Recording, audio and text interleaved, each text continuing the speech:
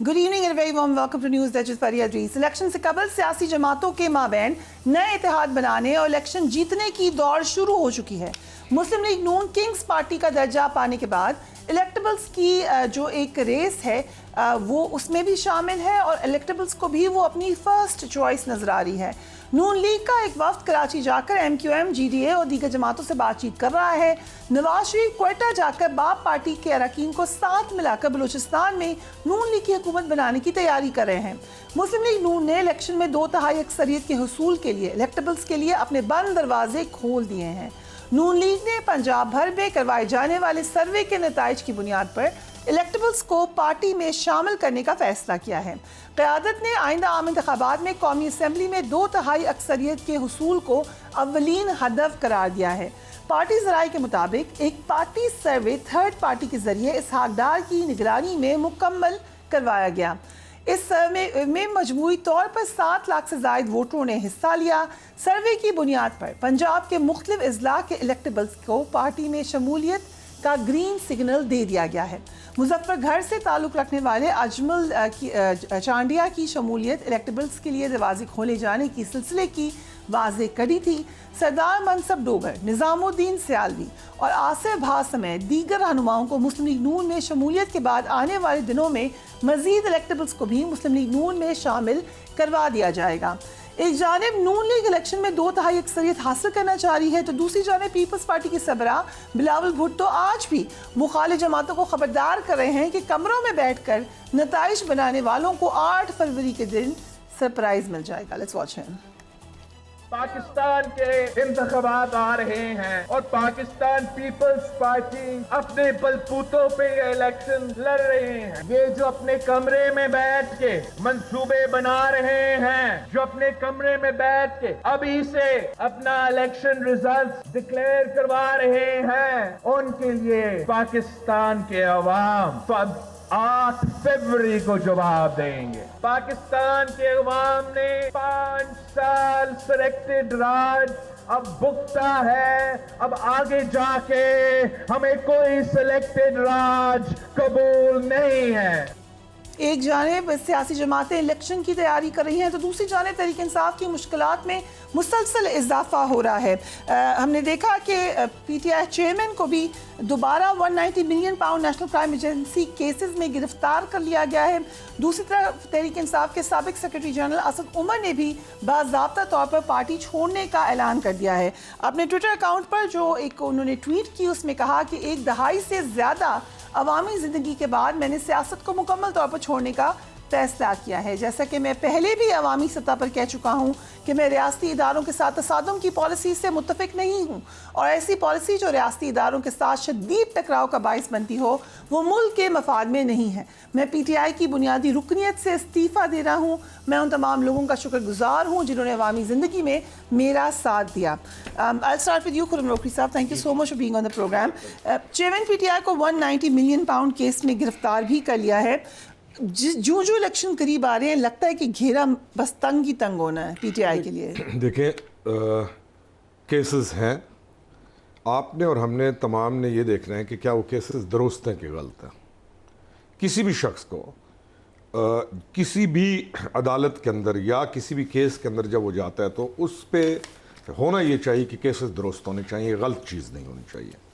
दूसरा, जो जितने बड़े मकाम पर होता है वो उतना ही बड़ा जिम्मेदार होता है और उससे उतनी ही तवक्को की जाती है और उसको उस मकाम की निस्बत से अपने मामलात का खुद ख्याल भी रखना होता है। पर पाकिस्तान में ये होता रहा कि लगता था कि केसेस ठीक हैं, फिर वो बरी हो जाते हैं, फिर लगता है कि केसेस अब बिल्कुल ठीक है। ये होता रहा है पाकिस्तान, गलत अभी चीज़ भी हो को, रहा है। किसी भी गलत प्रेसिडेंट्स को हम मिसाल तो करार नहीं दे सकते ना, इट्स द सेम सिस्टम।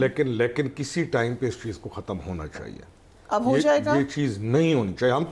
हम तो 2018 में ही इस वक्त आए थे। मैं भी पंजोता साहब से पहले ये बात कर रहा था कि हमारा तो इलेक्शन जैसी चीज़ें चल रही थी। हम तो उस वक्त इस पार्टी को हमने जब थे जिसमें क्यों ज्वाइन किया था कि इस तमाम रविश का खात्मा हो और हम मिल के एक बेहतर पाकिस्तान की तरफ जाएं। हम तो ये नहीं चाहते थे कि ये तमाम चीज़ें हों। जब मेरे से आपकी एक्सपेक्टेशन बाकियों की निस्बत ज़्यादा होगी, या ये वकील हैं और मैं बाकी तमाम वकीलों को छोड़कर इनके पास जाऊं कि ये ऑनेस्ट हैं, किसी सूरत में लायक हैं, सारा कुछ हैं, और मुझे इनसे जब झटका मिलेगा तो मैं कहाँ करूँगा? राइट। तो this is the thing. Case पे हम आए, केसेस हैं, और उसको, उस केस को हम कहें कि वो है ही नहीं, वो केस तो है। अगर आप ये कहें कि जी बाकी के भी केस थे तो हमारा भी केस है, तो इसका मतलब है आप और बाकी जो पहले थे वो बराबर हो गए। आप क्यों बराबर हो गए भाई? हम आपके साथ इसलिए मिले थे कि हम उनको कहते थे कि उनके साथ ये मामलात हैं, आप ये मामलात नहीं करेंगे। आपको अंगारों के ऊपर जैसे चलना पड़ता है, अपने स्टोर्स के ऊपर आपको ऐसे चलना चाहिए था। आपको निहायत एहतियात करनी चाहिए थी, अपने कलाम से लेके अपने काम तक, क्योंकि आपने जिम्मेदारी ली थी कि पहले जो कुछ हुआ वो गलत था। ठीक। अब मैं आ रहा हूं और हम तमाम लोग आपके साथ मिले, पब्लिक साथ मिली, और हमने कहा कि आप रिफॉर्म्स लाएंगे, आप काम ठीक करेंगे, आप मामला ठीक करेंगे, आपको बहुत केयरफुल ये तो होना आपने चाहिए। आपके ग्रुप ने कहा ना, but there is a certain group जो नहीं छोड़ना चाहता पीटीआई, लेकिन मजबूरी में छोड़ी है। असद उमर साहब ने क्यों नहीं ज्वाइन की इस्तेकाम पाकिस्तान ना करे। असद क्यों उमर ने नहीं छोड़ी किया? I'm क्यों? asking you. असद उमर ने छोड़ी क्यों? पहले अपनी पार्टी क्यों छोड़ी उससे? मैं तो ये पहले पूछूं। देखिए ना, मुझे ज्वाइन करे ना करे फर्क नहीं पड़ता, उसको छोड़ा क्यों? नहीं छोड़ते? ना छोड़ता, आपके ख्याल से उन पे सख्ती नहीं हुई? कोई सख्ती नहीं थी, ही वॉज ऑल फ्री, कुछ उसका इशू नहीं था, क्यों छोड़ी? सख्ती नहीं थी उनके नहीं ऊपर? थी, कोई सख्ती नहीं थी। आज बुला लें उससे, देखिए ना, why should he leave a party? उसने किसी वजह से छोड़ी। पेशियां हो रही हैं, मुकदमों में जा रहे मुकदमा हैं। ना करें गलत काम। मैं मोटरवे पे जा रहा हूं और मैं 150-60 की स्पीड में जाऊं, मैं कहूं चलान करो भाई, मैं तो फलाना हूं, मेरा चलान ना कर। ये ट्रेंड है ना हमारा। ठीक है। हम लाल बत्ती क्रॉस कर लें तो हम कहते हैं जानता नहीं मैं कौन हूं। ये कब खत्म होगा? चलान तो होना है, मुकदमों में तो आना है अगर गलत काम होंगे। यही तो कह रहा हूं ना कि फूंक फूंक के कदम रखने थे। ये इक्तदार की जो कुर्सी है, ये अयाशियों के लिए नहीं है। आपका एक एक दिन कीमती होता है। आप ओथ लेके आते हैं, आप पे रिस्पॉन्सिबिलिटी। और कैसा मुल्क कौन सा जिसके अंदर 1000 मसाइल हैं और आपने तमाम मसाइल की दुरुस्त निशानदेही की थी, तब आपको 2018 के अंदर चुना गया था। राइट। तो ठीक। आप उसका ख्याल करते हैं। राइट। सो नईम पंचोता साहब, 190 मिलियन पाउंड केस में एहतसाब अदालत ने चेयरमैन तहरीक इंसाफ के वारंट गिरफ्तारी जारी किए हैं। इसके बाद नैब ने अडयाला जेल में उनकी गिरफ्तारी की कार्रवाई मुकम्मल की।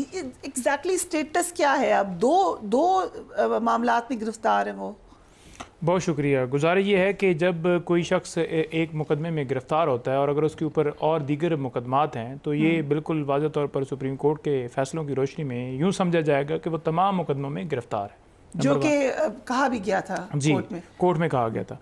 और उसमें ये होता है कि आपने अगर मतलब जिसने मुकदमा बनाया हो FIA, तो FIA की टीम, पंजाब पुलिस, इस्लामाबाद, कोई भी पुलिस, उसने मुकदमा बनाया तो वो जाकर इन्वेस्टिगेट करते हैं वहाँ पर जेल के अंदर जाकर, या जिस जगह के ऊपर वो होते हैं। तो उसमें ऐसा प्रोसेस नहीं किया गया। वो उसकी बदनीति क्या थी? एक दो मुकदमात की हद तक तो हमने देखा कि GIT लाहौर में कुछ मुकदमे जो दर्ज थे वहाँ पर जाकर उन्होंने किया। अब इसमें पहले तो लेट किया गया। लेट क्यों किया गया? उसकी रीज़न ये थी कि एक तो बेल्स खान साहब की जो हैं वो खारिज करवाई गई, हुई नहीं है, खारिज करवाई गई। खारिज करवाई गई कैसे? वो कैसे होती हैं?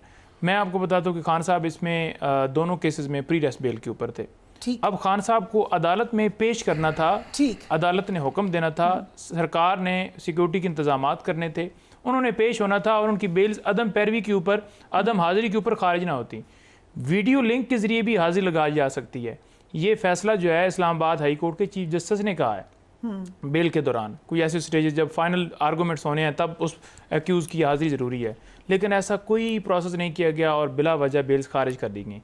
अच्छा, उसका रिज़ल्ट क्या देखते हैं कि फ़ौरन जब 9 बेल्स इस्लामाबाद हाई कोर्ट में जाती हैं तो वो बेल्स बहाल हो जाती हैं कि आपने मेरिट के ऊपर नहीं सुना, रिज़ल्ट सामने आ गया। तो इट्स मीन कि ये प्लान किया गया कि उनकी बेल्स खारिज की जाएँ। तो दरमियान में हाई कोर्ट में ये मामला लटकाया गया। अगर हाई कोर्ट में इन दोनों केसेस के ऊपर फैसला जल्दी आ जाता तो फ़ौरन ये बेल्स बहाल हो जाती और खान साहब की गिरफ्तारी मुमकिन नहीं थी। अब इन्वेस्टिगेशन पहले क्यों नहीं की गई? पहले क्योंकि 5 अगस्त को खान साहब गिरफ्तार होते हैं, 15 अगस्त को साइफर केस के अंदर गिरफ्तार होते हैं।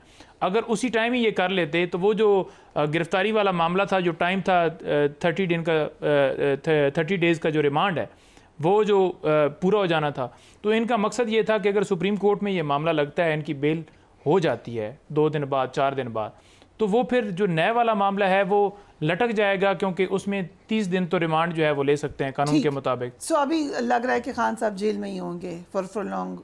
देखें 30 दिन के लिए तो ये रिमांड जो है ना वो ले सकते हैं ना जी। ठीक, तो उसके बाद फिर जो अदालत फैसला करेगी। लेकिन इसमें आप अगर इजाज़त दें, अलकादर ट्रस्ट केस में बुशरा बीबी की गिरफ्तारी का खतरा भी कहा गया कि है, अभी है वो भी खतरा? देखिए मैं आज उनके साथ पेश हुआ था जी, यहाँ पर नैब में हम इकट्ठे गए थे और उनसे सवालात कोई रखे गए 11 से 12। पहली बात तो यह है कि वो अलकादर जो ट्रस्ट उनके ऊपर केस बनाया गया उसमें अलकादर यूनिवर्सिटी में बतौर ट्रस्टी हैं वो, कोई उनके ऊपर कोई फाइनेंशियल नहीं है कि कोई तनख्वाह लेती हैं। अब सवालात क्या पूछ रहे हैं, बड़े इंटरेस्टिंग सवालात कि आप कितनी तनख्वाह लेती हैं, आप उस्ताद लगी हुई हैं, ठीक है, अब पढ़ाई क्या की है ये भी था, पढ़ाई की क्या की है, और 3-4 सवालात जो हैं फ़र्ज शहज़ादी के हवाले से किए गए। एक केस होता है आपके ऊपर एक जुर्म बनाया कि आपका ये रोल है जी कि आप ट्रस्टी हैं, तो आप इस हवाले से जवाबात दें। आप ये नहीं कह सकते कि पिंडी भटिया में फ़लानी जगह के ऊपर वकूआ हुआ तो उसके बारे में आपकी क्या राय है, ये ऐसा नहीं होता।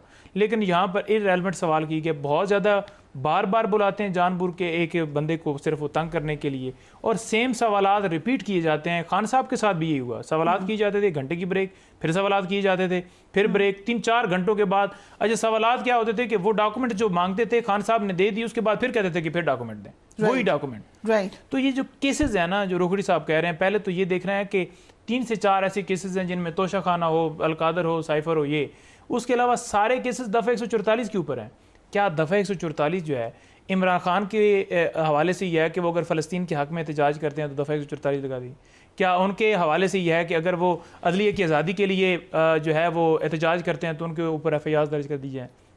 दूसरों के लिए नहीं है, दूसरे भी पेश होते हैं हर रोज़। यहाँ पर अगले दिन नवाज शरीफ साहब आए, उनके साथ भी लोग थे, क्या दफ़ा 144 लगी?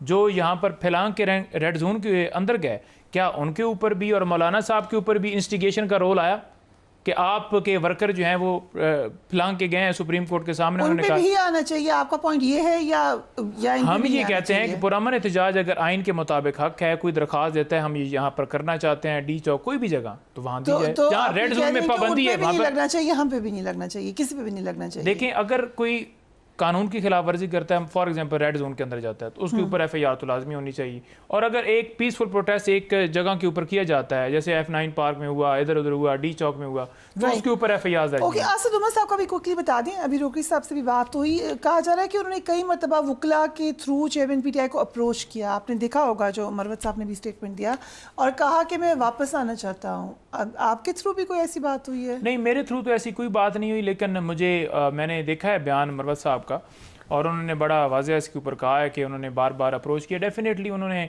क्योंकि पाकिस्तान तहरीक इंसाफ के हवाले से और खान साहब के हवाले से कि मैं मीटिंग्स के अंदर था, होता नहीं था, और बयान उन्होंने दिया, तो वो तो हर मीटिंग में होते थे। सेक्रेटरी जनरल ऐसे कैसे मुमकिन है कि वो उसके बगैर कोई बात हो, क्योंकि चेयरमैन तो बस वो होता है ना कि ऊपर सारे मामला। अभी भी उन्होंने कहा कि मैं आप लोगों की पॉलिसी से मुतफिक नहीं हूँ। लेकिन पॉलिसी से जाते हैं डायरेक्ट अगेंस्ट इंस्टीट्यूशन। देखें बात यह है कि पॉलिसी से अगर वो मुतफिक ना होते तो पहले छोड़ जाते। आपने ये पॉलिसी बनाई क्यों इंस्टीट्यूशन के खिलाफ? देखिए इंस्टीट्यूशंस के खिलाफ पॉलिसी नहीं बनी हुई है और ये एक गलतफहमी फैलाई जाती है। मिसाल के तौर पर एक IG है, सुन लेना, एक IG है फॉर एग्जांपल पंजाब पुलिस के इस्लामाबाद, वो कोई गैर कानूनी ऑर्डर देते हैं, काम करते हैं, और उस हवाले से इमरान खान को अगर एतराज़ है तो ये तो नहीं है कि वो कहते हैं कि इस्लामाबाद पुलिस सारी जो है उसको मैं उसके खिलाफ हूँ। वो उस शख्स के हवाले से बात करते हैं ना। तो अगर एक जज के हवाले से बात करके भुगत चुके हैं, आई डू थिंक ये बातें फाइन लाइंस आपको क्लियर रखें ना। अगर किसी एक जज ने गलत फैसला दिया उसके ऊपर आप क्रिटिसाइज करते हैं कि उसने गलत फैसला दिया, तो उसका मतलब ये नहीं होता कि सारे जजेस के हवाले से आपको जो है वो आप उनके हवाले से आपको लग रहा है कि लोग ऐसे ही समझ रहे हैं कि आप एंटी इंस्टीट्यूशन है। कुछ आपकी तरफ से शिकायत नहीं आई, कुछ आप लोगों ने ऐसी बात नहीं देखें, बस लोगों के ऐसे ज़हन में मिसअंडरस्टैंडिंग है। Is this your understanding? देखिए मिसअंडरस्टैंडिंग ज़्यादा इसको फैलाया जा रहा है कि ये इदारों के खिलाफ हैं, ऐसी कोई बात नहीं है। आई थिंक आप उस पर कमेंट करना चाह रहे हैं। I come to you but let me welcome Bilal Zarkiyani. Thank you so much for patiently listening to us Bilal साहब। नून लीग ने 21 अक्टूबर को जलसा किया। अभी मैंने शुरू में इंट्रो में भी कहा कि लग तो रहा है कि इस वक्त आप लोगों के लिए तमाम मामला बहुत अच्छे हैं, लेकिन उसके बावजूद हमने वो पेस नहीं देखा। उस तरीके से दोबारा जलसे क्यों नहीं हुए? अब बात हो रही है कि हम इत्तेहाद करेंगे लोगों के साथ। यूजली इत्तेहाद आप इलेक्शन के बाद करते हैं, अगर आप पहले करें हैं तो एक किस्म का ये इंप्रेशन जा रहा है कि आपको लग रहा है कि आप अकेले सिंगल मेजॉरिटी नहीं ले सकते। वाई? जी बिस्मिल्लाहिर्रहमानिर्रहीम। फरिया साहिबा बहुत शुक्रिया जी अपने शो में दावत देने का। देखिए सबसे पहले तो मुझे खुशी हुई है कि आपने 21 अक्टूबर से इस सवाल का आगाज़ किया। 21 अक्टूबर हमारी मुल्क की पॉलिटिकल हिस्ट्री का और हमारी जमात का एक तारीख़ी दिन था, क्योंकि उस दिन पाकिस्तान की तारीख़ का सबसे बड़ा सियासी इज्तिमा हुआ था नवाज शरीफ साहब का इस्तकबाल करने के लिए। और उसकी वजह से आज हमारा कारकुन, हमारा वर्कर, हमारे ओहदेदार सब पुरजोश हैं। आवाम में हम देख रहे हैं, जो हम में से लोग जो हलकों में भी जाते हैं वहाँ पे एक जोश और जज्बा देख रहे हैं और एक उम्मीद देख रहे हैं। और नवाज शरीफ साहब की क़यादत में जमात अपनी इलेक्शंस की तैयारियां भी कर रही है। और जो सवाल है आपका कि उसके बाद जलसों के हवाले से, तो देखिए इलेक्शन अमल का एक प्रोसीजर होता है। अभी आप जानती हैं कि हमारी जमात ने जो टिकट्स की दरख्वास्तें हैं वो अभी इनवाइट की हुई हैं। लोग अपने टिकट्स की दरख्वास्तें पार्टी के हेडक्वार्टर में आके जमा करा रहे हैं। ये 20 तारीख तक हमारा ये अमल जारी रहेगा और उसके बाद फिर हमारा पार्लियामेंट्री बोर्ड जो है, जो हमारी जमात का एक तरीक़ाकार है, उसके तहत पार्लियामेंट्री बोर्ड फिर जिस शख्स ने भी टिकट के लिए अप्लाई किया होता है उसको। This is all good, Bilal साहब, ये तो आपका यूजुअल प्रोसीजर है। I understand. My question is नहीं फरिया साहिबा, I'm answering your question. नहीं, your first question was regarding जलसास। तो मैं आपको ये कह रहा था कि जब ये अमल मुकम्मल होगा तो उसके बाद फिर हमारे जलसों का और बाकायदा कैंपेन की स्टेज आएगी। राइट। उसमें आप देखेंगे कि भरपूर जलसे होंगे। जो दूसरे इल्हाक की जो आपने बात की, देखिए ये इसका हरगिज़ ये मतलब नहीं है कि हम लोग समझते हैं कि हम कोई स्पेसिफिक रिजल्ट नहीं अचीव कर सकते। हम पूरी उम्मीद है इंशाल्लाह कि पाकिस्तान मुस्लिम लीग नून अगली गवर्नमेंट भी फॉर्म करेगी अवाम के जोर पे और नवाज शरीफ साहब 4th टाइम प्राइम मिनिस्टर भी बनेंगे। जहाँ तक अलायंसेस की बात है, देखिए ये हम हर इलेक्शन में ये हर जमात का हक भी होता है और हम जहाँ पे समझते हैं ऑन कंस्टिट्यूंसी बेसिस या एरिया बेसिस, वहाँ पे पॉलिटिकल पार्टीज़ के साथ अलायंसेस फॉर्म किए जाते हैं और किए गए हैं in the past. That does not mean कि हम ये समझते हैं कि हम कोई इलेक्शन का रिजल्ट एक अच्छा नहीं अचीव करेंगे। तो ये एक नेचुरल अमल है। या आप on a seat by seat basis कहीं पे अलायंसेस भी होती हैं, कहीं कोई कैंडिडेट्स की इंक्लूजन भी कंसिडर की जाती है, मगर बुनियादी तौर पे पंजाब में बिलखुसूस और अक्रॉस द कंट्री बहुत सारे हलकों में हमारे दीगर कैंडिडेट्स इंटरनली हैं जो कि कम्पीट कर रहे हैं टिकट्स के लिए और सारे ही अहल हैं इलेक्शन लड़ने के लिए। तो ये सारी चीज़ें साथ साथ चलती हैं और ये अलायंस MQM के साथ भी इसी इलेक्टोरल प्रोसेस का एक हिस्सा है। सो आपने कहा कि कैंडिडेट्स आपके रेडी हैं, लेकिन इलेक्टेबल्स के ऊपर बात क्यों आई फिर? अगर PMLN is the most popular party right now, तो फिर तो आपको अपने कैंडिडेट्स को प्रेफर करना चाहिए बजाय इलेक्टेबल्स की तरफ जाने के। जी देखिए, बहुत मेजॉरिटी हल्के में तो हमारे एक नहीं दीगर कैंडिडेट्स हैं। कुछ जगहों पे आप देखते हैं कि जो सीट बाय सीट बेसिस पे, कंस्टिट्यूंसी बाय कंस्टिट्यूंसी बेसिस पे लोकल डायनामिक्स को भी देखते हैं, कैंडिडेट को भी देखते हैं, तो आप कहीं ना कहीं ऐसी पॉसिबिलिटीज़ होती हैं जहाँ पे एक अलायंस फॉर्म की जाती है या एक शख्स को इंक्लूड किया जाता है। तो ये हम नहीं, ये सारी जमातें ये पॉसिबिलिटीज़ कंसिडर करती हैं और ये एक जमहूरी हक होता है, तो वो हम एक्सरसाइज कर रहे हैं। मगर देखिए इन मेजॉरिटी ऑफ द कंस्टिट्यूंसीज हमारे पास ना सिर्फ कैंडिडेट्स हैं बल्कि काफ़ी कैंडिडेट्स हैं और जमात ने बल्कि ये तय करना होगा इंटरव्यूज़ करके, हमारा जो मैंने आपको प्रोसेस अभी डिस्क्राइब किया उसके तहत, कि कहाँ पे सबसे अहल कैंडिडेट्स हैं जो कि सबसे बेहतरीन रिजल्ट भी दे सकते हैं, मगर साथ ही साथ पार्लियामेंट में भी अच्छी कंट्रीब्यूशन कर सकते हैं और अपने इलाके के लिए बेहतर खिदमत कर सकते हैं। सो इलेक्टेबल्स आर वेलकम। देखिए, there are people who are contestants who are an electoral and political reality in their constituency, और अगर वो हमारी जमात की कोई आइडियोलॉजी के साथ या उस इलाके की डायनामिक्स में हमारी उनके साथ कोई पॉसिबिलिटी बनती है तो यकीनन वो पॉसिबिलिटी ओपन रखी जाती है और वहाँ पे इस तरह के फैक्टर्स को देख के कुछ इंक्लूजन्स कंसिडर की जाती हैं। That's part and parcel of this process जी। But on a constituency and area basis ये बात पॉसिबिलिटी सब जमातें देखती हैं, हम भी वही राइट अपने एक्सरसाइज कर रही हैं। MQM के साथ जो आपका इल्हाक हुआ है उसमें कराची की सीट एडजस्टमेंट है कि नहीं है? राना सनाउल्लाह साहब ने कहा कि है, MQM की तरफ से कहा गया कि ऐसा कुछ नहीं है। जी देखिए, अभी तो एक इन प्रिंसिपल आपने देखा कि एक इल्हाक हुआ और उसके बाद जो डिटेल्स हैं वो अभी थ्रैश आउट होंगी। अभी आप जैसे जानती हैं डिलिमिटेशन की भी प्रोसेस अभी फाइनलाइज होनी है कि इनिशियल डिलिमिटेशन आई है, उसके बाद अभी उसके ऊपर अपील्स चल रही हैं। तो जब वंस दैट हैपन्स और इलेक्शन का एक स्केड्यूल फाइनलाइज होगा तो ये जो इल्हाक है इसके अंदर दीगर चीज़ें वो डिस्कस होंगी और आपस में फाइनलाइज होंगी, जिसमें किस तरीके से इलेक्शन लड़ना है कराची में और दीगर सीट्स के ऊपर भी बातचीत उसका हिस्सा होगी। मगर अभी तो एक इनिशियल एक अलायंस फॉर्म हुई है और बाकी ये जो एक वर्किंग रिलेशनशिप और इस इलेक्शन के हवाले से तय हुई है उसमें ये चीज़ें भी अंडर डिस्कशन आएंगी। But it is a bit premature to say at this stage कि कोई सीट एडजस्टमेंट हुई है या कोई फैसले इलेक्शन में आपके साथ एमक्यूएम भी होगी as an ally and most probably BAP party भी होगी। जी देखिए, अभी तक तो आपके सामने एमक्यूएम के साथ एक जो इलेक्टोरल अलायंस है वो आपके सामने है। तो आइंदा आप देखेंगे जी कि बाकी पाकिस्तान के हिस्सों के हवाले से हमारी स्ट्रैटेजी जो है वो आपके सामने आती रहेगी। नवाज शरीफ साहब की क़यादत में पार्टी काम कर रही है, अपना होमवर्क कर रही है और दीगर जो पॉलिटिकल पार्टीज़ हैं उनके साथ भी जो पॉसिबिलिटीज़ होती हैं अलायंस की या डिस्कशन की वो साथ साथ चलती रहती हैं। रीजनल पार्टीज़ भी हैं और पार्टीज़ भी हैं। तो आप देखेंगे इन द कमिंग डेज उसके हवाले से अपडेट्स आती रहेंगी जो ऑफिशियली आपको पार्टी के I have to go on a break. लेकिन जो आपने कहा दीगर पार्टीज भी हैं, सो यही क्वेश्चन मेरा होगा खुर्रम रोकड़ी साहब से भी एंड बिलाल कियानी साहब से भी, क्योंकि एक और पार्टी इस्तेकाम पाकिस्तान पार्टी भी है, क्या वो अलायंस बना सकते हैं PMLN के साथ? We will come to this right after break.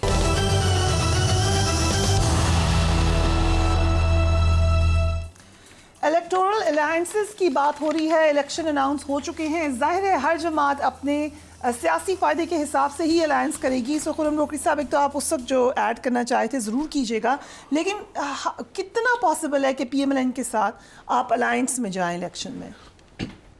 जो इलेक्शन है ना ये वाला, इसमें एक तो बड़े क्लैरिटी के साथ मामला समझा जाना चाहिए कि प्रोविंसेस के अंदर भी अलायंसेस की गवर्नमेंट आएगी।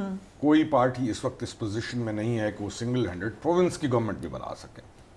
कोई भी पार्टी पीपल्स पार्टी सिंध में नहीं बना सकती गवर्नमेंट, ये डिबेटेबल है। Not at all. आप PMLN पंजाब में नहीं बना सकती, नहीं बना सकती सर। इस वक्त उनको कोई मुकाबला करने वाला नहीं है। लार्जेस्ट पार्टी सारे कहते रहे कितनी सीटें लेगी? मैं देखे वो मैक्सिमम इस वक्त जो सोच रहे हैं ना कि जिन सीट्स पे हम 30 कैंडिडेट्स डालेंगे वो 75 से 78 है। Okay right.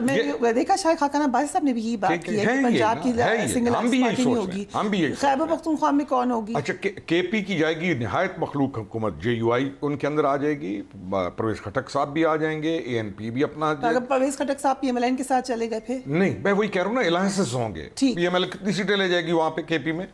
आप बताएं। मैं वही कह रहा हूँ ना, थोड़ा हिस्सा है, बहुत थोड़ा हिस्सा है। सीटें जो ज्यादा सीट्स हैं पंजाब के अंदर जो है ये डिवाइड होंगी। आप आज यानी देख लीजिएगा, ये सामने एविडेंट है। मजबूरी है कि आपको अलायंस में सारों ने अलायंस में जाना है। अब क्वेश्चन इज कि क्या आप इलेक्शन से पहले अलायंस में जा रहे हैं कि क्या आप इलेक्शन के बाद अलायंस में जा रहे हैं? यूजुअली इलेक्शन के बाद जाते हैं। असूल ये है कि आप इलेक्शन के बाद अलायंस में जाते हैं, लेकिन कुछ जगहों के ऊपर आपकी म्यूचुअल अंडरस्टैंडिंग में, आप लड़ रही हैं, मैं लड़ रहा हूँ, जिले लेवल तक कुछ जगहों पे आपकी म्यूचुअल अंडरस्टैंडिंग में आप कुछ सीट एडजस्टमेंट कर लेते हैं, वो भी चलता है। ये पॉलिटिक्स के अंदर ये चलता है। लेकिन अलायंसेस जो हैं असूलन जाने चाहिए आफ्टर द इलेक्शन।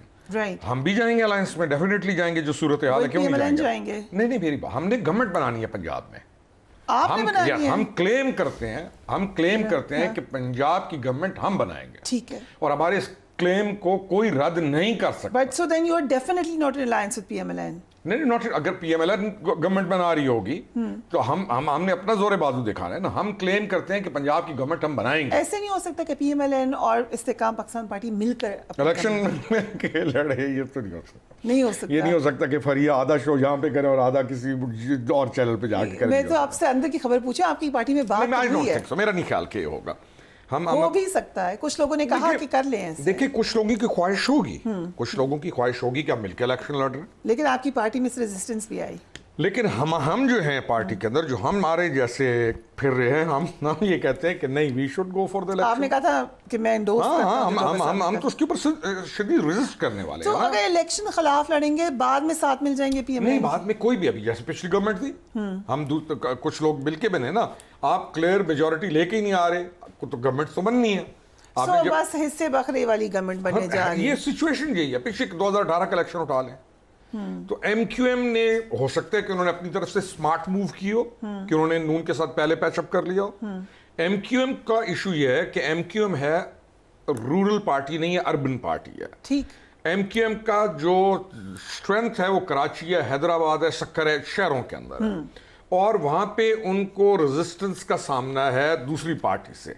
एमक्यूएम की एक्सपेंशन तो रूरल में है ही नहीं। ठीक। तो रूरल आके एक्सपैंड अब जब करते हैं शहर के अंदर, तो डेफिनेटली एक माहौल होता है। तो उनको एक लॉजिकल बात लगती है कि अगर उन्होंने नून के साथ अलायंस कर लिया तो पॉलिटिकली उन्होंने विजडम वाला काम किया, कोई नालायकी वाला काम नहीं किया। उन्होंने यूजुअली वो गवर्नमेंट के साथ इल्हाक करते हैं, पहली दफा उन्होंने गवर्नमेंट में आने से पहले ही उसके इलाका साथ कर इल्हाक लिया कर उन्होंने दिया। उन्होंने उसका। और ये अगर आप मैं it's power politics, it's not smart नहीं, पॉलिटिक्स। मैं फिर वही कह रहा हूँ ना कि आप जिस सिचुएशन से गुजर रहे होते हैं, या जिस सिचुएशन का आप शिकार होते हैं, या जिन हालात वाक़यात का आप शिकार होते हैं, जैसा इलेक्शन आप आगे देख रहे होते हैं, तो आप अपनी कार्ड्स रखते हैं। एमक्यूएम ने अपने लिहाज से गलत फैसला नहीं साहब, किया। You are not ruling out कि पीएमएलएन के साथ आपका अलायंस हो सकता है। मैं किसी के पंजाब साथ में हो मैं वही सकता कह रहा है। हूँ कि अभी पंजाब की, मैं तो पीपीपी वालों को जो दोस्त बैठते हैं, मैं कहता हूँ अभी से सोचना शुरू कर दो हमारे साथ अलायंस का, क्योंकि हमने गवर्नमेंट बनानी है अगली। राइट और आप हंस भी रहे हैं कहते हुए। नहीं, मैं आपकी तरफ आती हूँ, लेकिन कियानी साहब, I would really like your comment. एक गवर्नमेंट जो पीपल्स पार्टी और इस्तेकाम पाकिस्तान पार्टी की होगी, can you believe that? Punjab में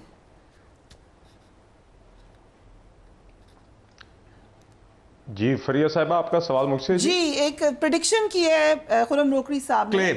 एक क्लेम किया उन्होंने कि पंजाब में गवर्नमेंट पीपल्स पार्टी के साथ बना सकती है ऐसे काम। किसी पाकिस्तान बाकी पार्टीज के साथ भी, चाहे किसी भी जेयूआई बात के भी हैं, बाकी के साथ हम पंजाब गवर्नमेंट हम बनाएंगे। जी देखिए, ये अब जिस तरह रोकड़ी साहब ने खुद क्या कहा कि वो अब ये तो अब इनका एक राइट है बतौर सियासी जमात के, वो जो बात कहना चाहते हैं वो कहें। मैं तो इसमें बस यही कह सकता हूँ कि ये इनका राइट है।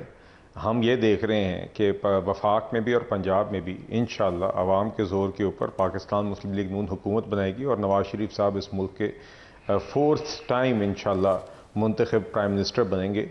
और हमने जो पंजाब में पिछले 3 दहाइयों में और पाकिस्तान में जो हमारी जमात ने तरक्की की खिदमात दी हैं, अमन लाने की खिदमात दी हैं, उसको उस सफ़र को हम रिज्यूम करेंगे। बाकी देखिए, रोकड़ी साहब हैं, दीगर जमातें, उन सब का हक़ है कि वो आके अपनी बात करें, अपना एक जो उनका विज़न है वो पेश करें, और आगे जो वो समझते हैं कि जो उनका एक टारगेट है उसके बारे में बात करें।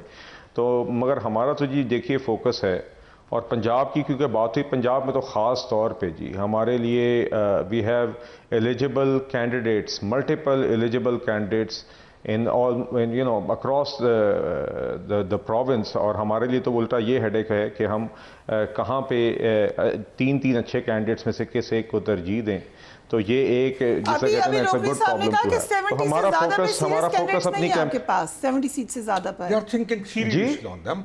सीट्स तो डेफिनेटली ज्यादा पे ये करेंगे, लेकिन जिस सीट का इनका भी है, जैसे हम सोच रहे हैं कि हम 70-75 सीट्स का सोच रहे हैं सीरियसली कि ये हमने जीतनी है, इसी तरह ये भी सोच रहे हैं। ओके, मैं नेक्स्ट प्रोग्राम में आपसे ये पूछूंगी 70-75 will do a one on one on this. देखिए मैं हाजिर जी, क्या सब जल्दी से बात करें, आप तो छोटा साहब जी। जी देखिए, बात ये हम इंशाल्लाह जी पहले भी पाकिस्तान की पिछली 3 दहाइयों की सबसे कामयाब इलेक्टोरल जमात है। हम पाकिस्तान में वफाकी इलेक्शंस भी जीतने में we been the most successful. Pakistan के पंजाब सूबे के भी इलेक्शंस भी बीन द मोस्ट सक्सेसफुल। और अब नवाज शरीफ साहब की वापसी के बाद आपने देखा है कि एक नया एक मोमेंटम है। तो हमें तो ऑन द ग्राउंड जो नज़र आ रहा है, मैं खुद हल्के की सियासत भी करता हूँ जी, जेलम में उधर जाएँ, हम एट द प्रोविंशियल लेवल देखें, एट द फेडरल लेवल देखें, तो जो हमें आवाम के अंदर एक पज़ीराई नज़र आ रही है और एक जो इलेक्टोरल लैंडस्केप नज़र आ रहा है, हम देख रहे हैं कि वफाक में और पंजाब में ख़ास तौर पर इंशाल्लाह पाकिस्तान मुस्लिम लीग नून की हुकूमत देखेंगे।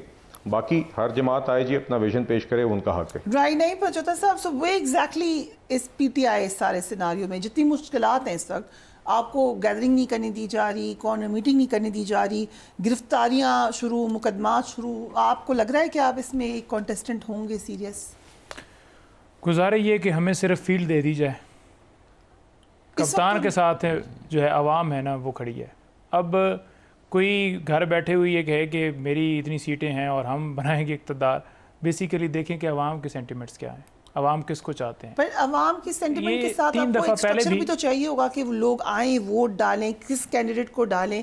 इस वक्त तो पीटीआई उस पोजीशन में नजर नहीं आ रही है। देखें, एक ही सूरत है, अगर किसी को वोट डालने ना दिया गया और दूसरे नंबर पर अगर सिर्फ जो है रिज़ल्ट इन्होंने अनाउंस करने हैं जो पहले लिख के रखे होंगे तो वो कर दें। अदरवाइज़ अगर मेरिट के ऊपर इलेक्शन करवाएं तो कभी भी नहीं जीत सकते। तो आज जो ये जो पंजाब का गढ़ कहते हैं ना कि पंजाब बड़ा मजबूत है और लाहौर से भी नहीं जीत सकते। पर आपके तो कैंडिडेट्स रोज प्रेस कॉन्फ्रेंसेस कर रहे हैं, आज भी प्रेस कॉन्फ्रेंस हुई, छोड़ छोड़ के पीएमएलएन में जा रहे हैं। तो देखें- आज सालिबिन फैसलाबाद से भी आपके वो देखें, यही गुजारिश है ना, क्यों छोड़ रहे हैं, किस वजह से छुड़वा रहे हैं, किस चीज़ का खौफ है। लड़ने देना, सबको पता चल जाए लेकिन क्यों उनके ऊपर प्रेशर है, कौन डाल रहा है। But at the end of the day result नहीं आएगा आपके फेवर में, what will you do then? देखिए, बात यह है कि जिस तरह से पहले सेलेक्ट किया गया, अगर वो फार्मूला किया गया तो फिर डेफिनेटली ऐसा ही ये करना चाहते होंगे। लेकिन आवाम, आप जब देखेंगे कि वो पोलिंग डे के ऊपर वोट डालने जाएगी तो आप किसी का हाथ कैसे रोक सकते हैं? नहीं रोक सकते। अवाम खान को चाहती है, पागल हैं बस, घर बैठ के अगर ज़रबें उनको एक गारंटी मिली हुई है या लंदन से मिल गई है कि आपको वज़ीर आज़म बनाया जाएगा, ऐसी कोई सूरत हाल नहीं, अवाम में नहीं है। Will this be a fair election? नहीं, देखें मैंने तो फेयर इलेक्शन 2018 नहीं का होगा। 2018 का इलेक्शन हमने लड़ा है। अब कौन कौन सी बात खोल के रखें और क्या क्या बात करें, यानी होता ये है कि ये जब मुझे मिल रहा है तो बहुत अच्छा है, ये अगर आपकी तरफ जा रहा है और आपने केक खाया तो आपके लिए ये बहुत नहीं, बुरा है। बहुत यस, बुरा। राइट। ठीक है, this is what we are. जो अभी शेल्टर केक मिल रहा है, अभी एक नहीं, चाइनीज आपको मिल नो नॉट एट ऑल। हम जो शेल्टर लेते हैं वो हम शेल्टर कहते हैं, ये उसकी तरफ जा रहा है। हम एक तो गुमान की बुनियाद पे हुक्म लगाते हैं। मेरा कंक्लूजन इस सारी पॉलिटिक्स में और प्रेजेंट सिचुएशन में मालूम है वो क्या है? वैक्यूम। आप इतना बड़ा वैक्यूम क्रिएट कर देते हैं अपनी मिसअंडरस्टैंडिंग और गलत फैसलों से, इतना बड़ा वैक्यूम क्रिएट कर देते हैं कि उस वैक्यूम को किसी ने आके फिल कर नहीं कर रहा। हम चीखते रहे, कहते रहे, बोलते रहे, ना छोड़िए असेंबलीज, ना कीजिए रिजाइन, बैठ जाइए इस तरफ, ना तोड़िए अपनी असेंबलियां, ये ना कीजिए। आपने एक सवाल किया था किसमें ऐड करें, जो एक इन्होंने बात की थी ना कि हम एक चैप्टर चला, मैंने कहा हम गलत तरफ चल पड़े हैं। ये जो हम कर रहे हैं बात लॉन्ग मार्च की, ये खूनी मार्च हो जाएगा, क्योंकि मुझे कुछ हल्कों से चीजें पता चली थी। मैंने कहा इसमें लड़ाई हो जाएगी, नौजवान बच्चे हैं, जब वो आएंगे जज्बाती होकर और आप उनको कह रहे हैं कि ये सब गलत है, तो ये एक्सप्लोड हो जाएगा, ये खूनी मार्च में हो जाएगा। और बच्चे कौन जाएंगे? हमारे, और पाकिस्तान में बहुत बड़ा मसला होगा। मुझे कई दोस्तों ने कहा, उन्होंने कहा खूनी मार्च कैसे, ये क्या कहते हो? मैंने कहा यकीन करो, उन्होंने कहा ये कहा है कहीं पे है बात। मेरे एक दोस्त है, नाम आपको बाद में बता दूंगा, आप उनसे वेरीफाई करेंगी, सहाफत से हैं, टीवी पे हैं। उनको मैंने कहा, एक चल रहा था कंटेनर को, मैंने कहा एक काम कर सकते हो? उसने कहा क्या? मैंने कहा जाके ये सवाल पूछ सकते हो कि अगर ये लॉन्ग मार्च कामयाब ना हुआ तो आप क्या करेंगे, भाई क्या होगा? इवेंट उन्होंने सवाल किया, आपको मैं भेज देता हूँ और देता भी हूँ, और रिकॉर्ड है। उन्होंने कहा कि अगर ये मार्च जो आप कर रहे हैं ये हुआ, ये कामयाब ना हुआ, उसने कहा तो खूनी इनकलाब, तो फिर हम खूनी इनकलाब की तरफ बढ़ेंगे। मैं ये कहता था किसका खून भाई? मैं अपने बेटे को भेज रहा हूँ उस खूनी इनकलाब में? नहीं भेज रहा हूँ। सो बेसिकली आप कह रहे हैं कि गलतियां हुई हैं और Definitely. उसका रिजल्ट ये है कि इलेक्शन फेयर नहीं होगा। डेफिनेटली सर हमारे ये भी तो इलेक्शन तो फेयर ही फिर भी नहीं, होना नहीं, चाहिए। election जिसने fair गलती होगा। की उसको सजा दें, उसको जेल में डालें। नहीं, डाला है। इलेक्शन फेयर होगा, इलेक्शन फेयर होगा। नैरेटिव्स को देखा जाता है, ठीक। आप किस मकाम पर किस चीज को लेकर चले गए उसको देखा जाता है। राइट, ठीक है, योर पॉइंट है। अज्ञानी साहब, लास्ट वर्ड टू यू, क्या ये फेयर इलेक्शन होगा आपकी नजर में? जी, मैं पुरुमीद हूँ कि इंशाल्लाह फ्री फेयर और ट्रांसपेरेंट इलेक्शन होगा। ये इलेक्शन कमीशन की जिम्मेदारी है और हम हमेशा free fair and transparent election चाहते हैं। हम वो इलेक्शन नहीं चाहते जो 2018 में RTS डाउन करके किया गया, जिस इलेक्शन की रिगिंग जो है वो ना सिर्फ इलेक्शन डे पे हुई बल्कि इलेक्शन डे से किसी डेफिनेशन से तो एक साल पहले, कुछ और So डेफिनेशन it से तो will be उससे better काफी than साल पहले शुरू हो गई 2018. थी। ये आप कह रहे हैं कि 2018 से बेहतर होगा election. You want to comment on this? 2018 में तो इलेक्शन नहीं हुआ था जी, 2018 में इलेक्शन नहीं हुआ था। तो सबसे पहले तो हम ये देख लीजिए, क्योंकि जो बातें वो पंजोथा साहब कर रहे थे ना जी कि ये करना चाहते हैं, वो करना चाहते हैं, ये सारी वो बातें थी जो 2018 में उस शख्स के लिए की गई जिसको Right. मुसल्लत किया गया और 4 साल वो रहा। तो देखिए हम ठीक है। इंशाल्लाह पूरी उम्मीद है कि ये इलेक्शन कमीशन फ्री फेयर और ट्रांसपेरेंट Right. इलेक्शन लेकिन बात इंश्योर ये है करेगा। कि- 8 तारीख को ओके, लास्ट 30 सेकंड्स अपन जो आज लाडला कहने के ऊपर किसको मसला बना हुआ है? जो लाडला 3 दफा बना है, People's Party जो ने चौथी कहा दफा ये चाहता है। राइट। दूसरे नंबर पर रोकड़ी साहब फरमा रहे हैं कि 18 में ये हुआ, तो लिहाजा अब हो रहा है तो आप परेशान ना Not at all. एडमिट होगी ना बात। नहीं, तो आज कहाँ पर हो रहा है? मैंने ये बात अगर नहीं- आज जो आपने शख्स- की है, मैंने ये बात नहीं- मैंने ये बात नहीं- आपने कहा है कि मैंने ये बात आपके लिए ये केक नहीं- ठीक है, हमारे लिए नहीं, गलत फरिया है। साहब, क्या ये- कहें? नहीं, मैंने ये बात नहीं, मैंने ये कहा कि आपकी जो ऑब्जेक्शन गुजारिश है फ्री एंड फेयर इलेक्शन हम- करवाएं, हम- छोड़ हम- ये सारी ये जो चीजें। शख्स था, देखते हैं कौन फिर जीतता है। मेरा कहने का है कि ये पॉलिटिक्स वैक्यूम की पॉलिटिक्स पे आप उस चीज को ना जोड़ें। 2018 में फेवर अगर ना मिली हो, आप कहें कि नहीं मिली फेवर, राइट। नहीं मिली फेवर, आप Okay. करवाएं ना जी, फ्री ज्ञानी साहब, इलेक्शन आप कुछ करवाएं। कह रहे थे। Okay, चलिए, नहीं मिली favor. We'll wrap it चलें up जी। here. Thank you so much for being on the program. We'll take a break and we'll be right back.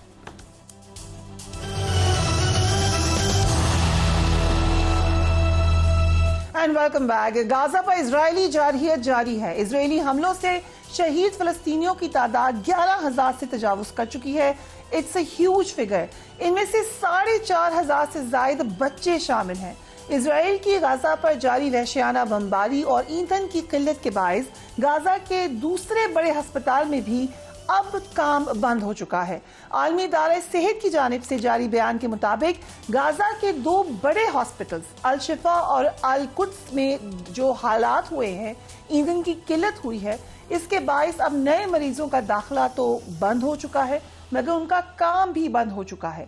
WHO के डॉक्टर्स ने यह भी बता दिया है कि मजीद इंसानी जानी नुकसान को रोकने के लिए फौरी तौर पर जंग बंदी का मुतालबा करना पड़ेगा।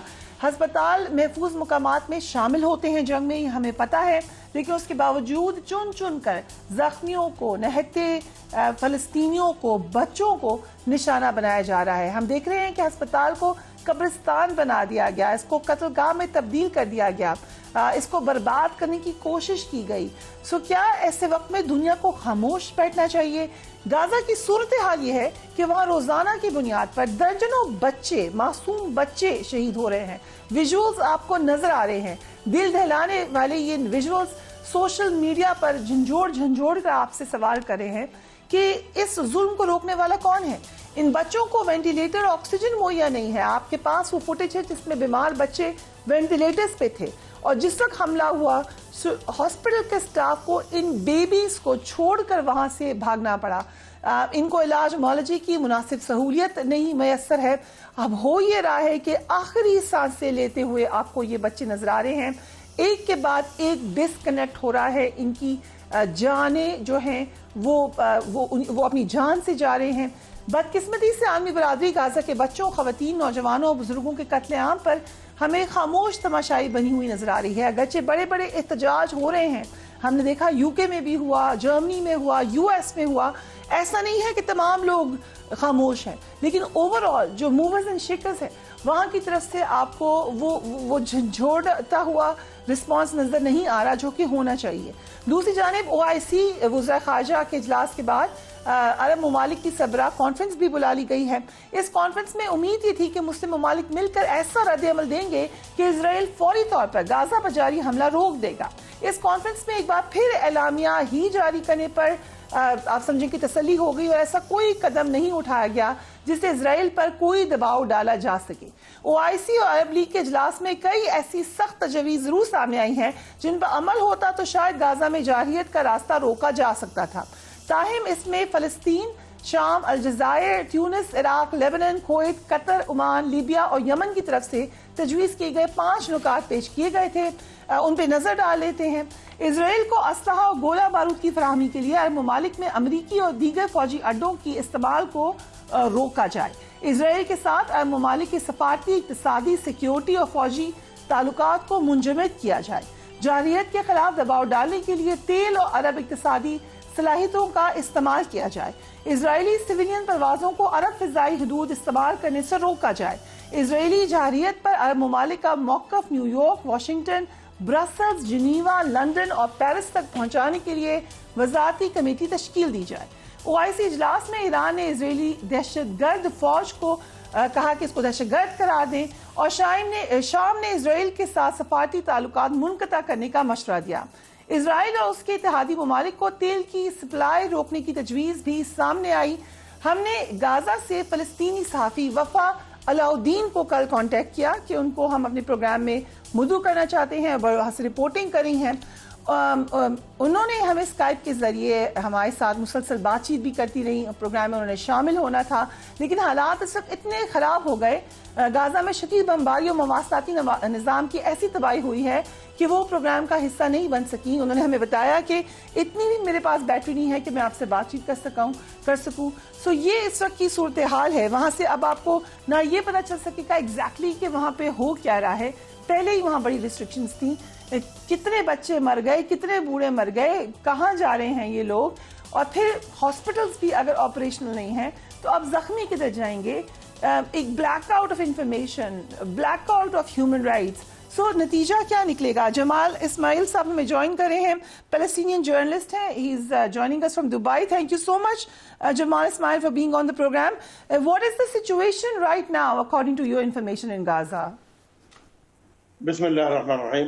The heavy bombardment of Israeli artillery, Israeli Air Force, still it is continued on Gaza. There is a heavy battle north of Beit Hanun, which is in the north of Gaza. For the last 5 or 6 hours, it is continued. Until now, the Mujahideen of Palestine have destroyed nearly 15 tanks and armored vehicles, killed dozens of Israeli soldiers.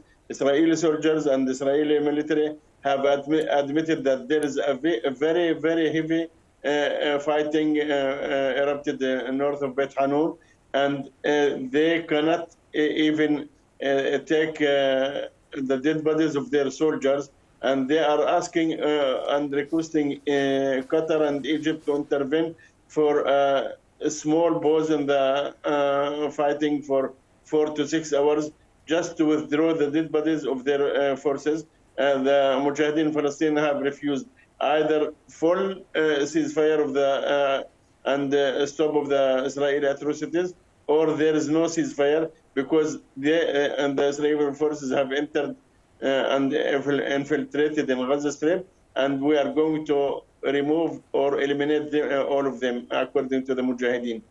Right, but because the hospitals have been severely damaged, WHO is saying that it will be not possible now to even count the people who have died or are not or are injured. How will they deal with the situation in the absence of proper medical treatment? It is very, very, very difficult, unfortunately. Even some military experts, I have heard them today on some TV channels, they have said what is going there, it means only one thing, that the Israeli forces are the most brutal forces all over history, from Al-Iskandar the Great until now. There is no brutality more than the Israeli forces. So how long do you think this will continue now? We are seeing images, heartbreaking images of babies dying, of children being affected. This is a really, really heartbreaking situation. For how long do you think this will continue? Since there is not really much pressure from the international world for ceasefire. Today, the Israeli Foreign Minister, Eli Cohen, have said that we have started getting international pressure, and within 1 week, if we could not achieve our goals, the international pressure will be so much where Israeli government cannot stop it and cannot tolerate it. Therefore, Israelis are trying all their best, which they have failed in 38 days, to get some control of parts of Gaza, and or to kill or assassinate some leaders of Hamas, especially the military brigade, Al-Qassam brigades, but they have failed. Today they have announced that one colonel of Israeli Mossad, who was a specialist in assassinations, have been killed with other 4 or 5 companions of him. They have infiltrated to Gaza to eliminate some leaders of Hamas and Mujahideen there. But Alhamdulillah, the Mujahideen have discovered their infiltration and they have killed them by snipers. Thank you so much Jamal Ismail for joining us. उन्होंने तफसीलन बताया कि इस वक्त सूरत हाल क्या है, लड़ाई इस वक्त भी हो रही है। उन्होंने कहा कि इजरायली फौजियों को भी नुकसान पहुंचाने की कोशिश की गई है, लेकिन जो प्रोपोर्शन है वो बहुत फ़र्क है। इस वक्त वो ये कह रहे हैं कि लोगों के पास अस्पताल की सहूलत मुहैया नहीं है, कैंप्स बनाने की सहूलत मुहैया नहीं है, खाने पीने का मसला है। सो सूरत हाल ख़राब से ख़राब तर हो रही है। मैंने जिस फ़लस्तीनी जर्नलिस्ट का जिक्र किया था, उन्होंने जो हमसे गुफ्तगू की वो भी हम आपके आगे रख रहे हैं। हमसे कहा फ़लस्तीनी सहाफ़ी वफ़ा अलाउद्दीन ने कि गाज़ा में हालात रोज़ बरोज़ ख़राब से ख़राब तर होते जा रहे हैं। कल क्या हालात होंगे कुछ इल्म नहीं है। हमारे पास सिर्फ 3 दिन का वक्त है और इसके बाद इंटरनेट और मवासलाती निज़ाम मुकम्मल तौर पर बंद हो जाएगा। हम कब तक इन हालात में ज़िंदा बच सकेंगे ये सिर्फ अल्लाह ही को मालूम है। इंटरनेट और फ़ोन कॉल करना नामुमकिन हो चुका है। हम कोई तस्वीर या वीडियो डाउनलोड भी नहीं कर सकते। हम कोई एक्सेस ज़्यादा न्यूज़ को, इंफॉर्मेशन को नहीं कर सकते हैं। सो ये इजरायली जरहियत की दास्तान है। दुनिया में कुछ ज़रूर इसके ऊपर आवाज़ उठाई गई है। कहाँ कहाँ उठाई गई है, लेट्स वॉच दैट। बरतानिया में फ़लस्तीनी अवाम के हक में एहतजाज हुआ तो बरतानवी वज़ीर दाखिला इस पर सीख पा हो गई और अपने महकमे के मुजाहिरीन से सख्ती से निपटने के अहकाम दिए उन्होंने मुजाहिरीन को। वज़ीर दाखिला के अहकाम के बावजूद पुलिस ने मुजाहिरीन पर ताकत का इस्तेमाल ना किया, जिस पर उन्होंने अपना गुस्सा फ़लस्तीनी अवाम को शिद्दत पसंद और इजरायली फ़ौज को इंसाफ पसंद करार देकर निकाला। हम जानते हैं कि उनकी पॉलिसी है प्रो इसराइल, लेकिन उसके बावजूद फ्रीडम ऑफ स्पीच जो कि आप एक्सपेक्ट करते हैं बरतानिया से, वो ये इजाज़त नहीं देती कि आप लोगों को मुजाहिरा ना करने दें। हुक्मरान जमात के कई अरकान ने वज़ीर दाखिला के इस लबो लहजे पर शदीद गुस्से का इजहार किया। दिस शोज कि एक जीती जागती डेमोक्रेसी है बरतानिया और इसीलिए वज़ीर आज़म ऋषि सुनक को उनको ओहदे से बरतरफ करना पड़ गया। बरतानिया समेत दुनिया के मुख्तलिफ ममालिक में ये मुजाहरे हुए थे, लेकिन जहाँ पर बहुत शदीद जहरियत है वहाँ पर आपको नजर आता है। अभी अपने बरतानिया में देखा किस कदर बड़ी तादाद में लोग वहाँ पर बाहर निकले और उन्होंने अपना एहतजाज रजिस्टर कराया। डेमोक्रेसीज यही होती हैं जो कि डिसेंट को इजाज़त देती हैं और उसको एक्सेप्ट करती हैं। Do take care of yourself. Allah हाफिज़।